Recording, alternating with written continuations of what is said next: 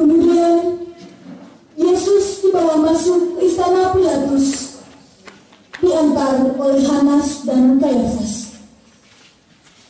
Hanas dan Kayafas sebenarnya merasa enggan untuk datang ke sana, tetapi mewujudkan impian untuk menyalibkan Yesus, mereka membuang harga diri mereka.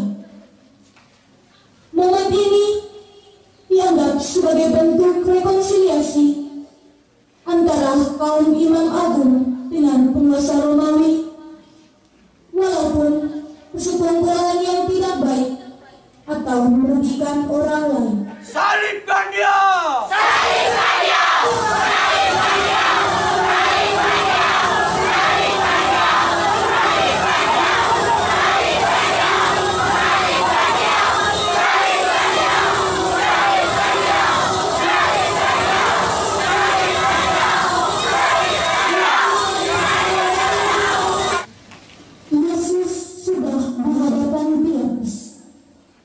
Kehadiran Yesus justru membuat Pilatus merasa gelisah.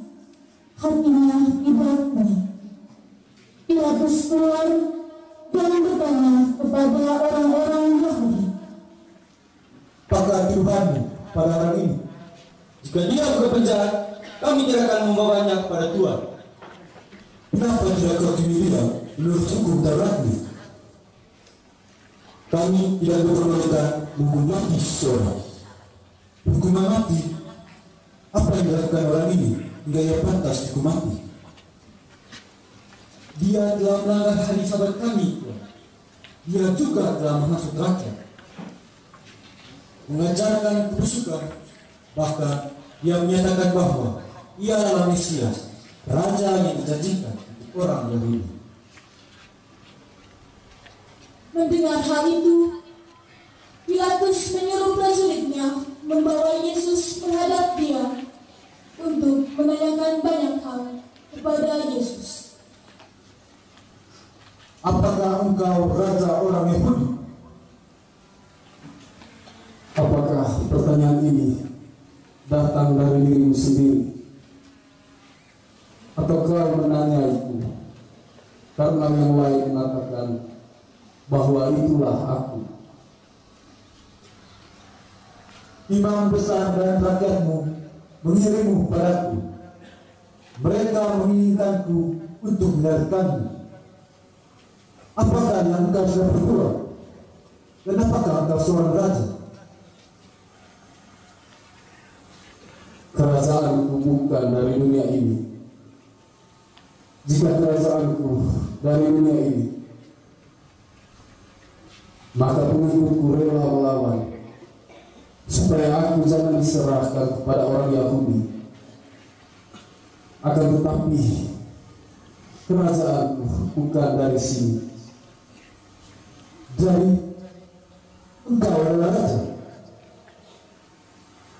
Benar, saya raja. Untuk itulah aku datang ke dunia ini, supaya aku memberikan kesaksian tentang kebenaran. Setiap orang yang berasal dari kebenaran mendengar suara. Apakah itu kebenaran? Mendengar jawaban Yesus, hati Pilatus bertambah gelisah. Ia berjalan mondar-mandir sekedar menghilangkan rasa cemasnya. Ia tahu Yesus sungguh tidak bersalah, namun ia tidak berani mengambil keputusan untuk membebaskan Yesus. Ia ragu antara mempertahankan hubungan yang baik yang baru terjalin dengan para imam agung atau membebaskan Yesus. Ia membawa Yesus keluar ke hadapan orang-orang Yahudi agar merasa iba terhadap Yesus dan membebaskan dia dari hukuman mati. Aku tidak menemukan kesalahan pada orang ini. Salibkan dia!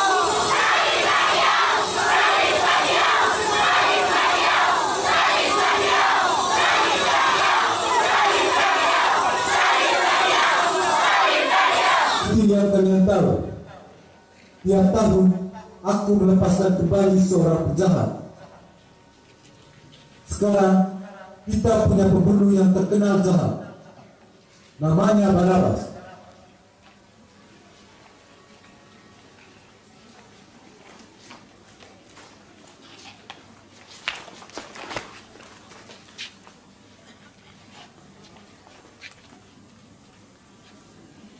Siapa di antara kedua orang ini yang kamu kendaki untuk kubebaskan bagimu? Si pembunuh Barabas atau Yesus yang disebut Mesias? Bebaskan Barabas.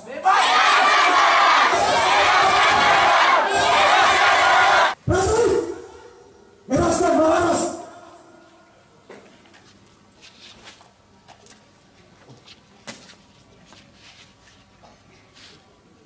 Aku bebas!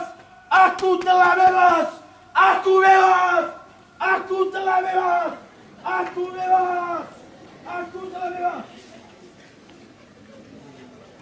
Apa yang harus aku lakukan pada Yesus orang Nazaret? Salibkan dia!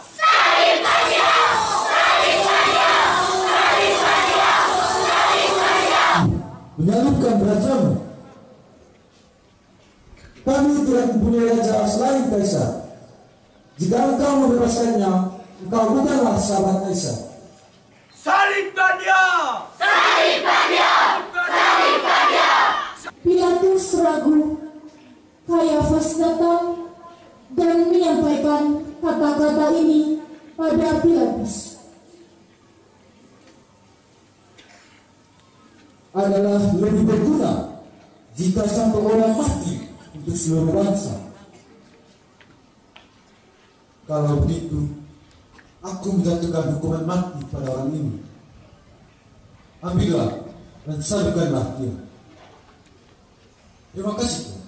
Keputusanmu sangat tepat, karena sebaliknya orang ini dihukum mati.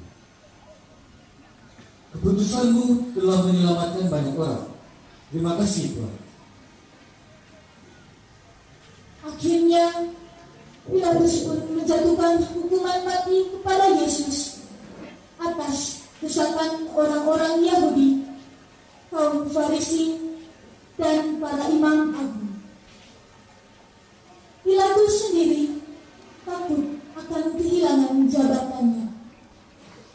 Yesus menjadi tumbal dari ketidakadilan seorang penguasa yang dibelenggu oleh kepentingan pribadinya. Pilatus adalah sosok seorang penguasa yang pengecut dan tidak bertanggung jawab. Ia menjatuhkan hukuman mati kepada Yesus, tetapi ia sendiri tak mau bertanggung jawab atas perbuatannya. Pasal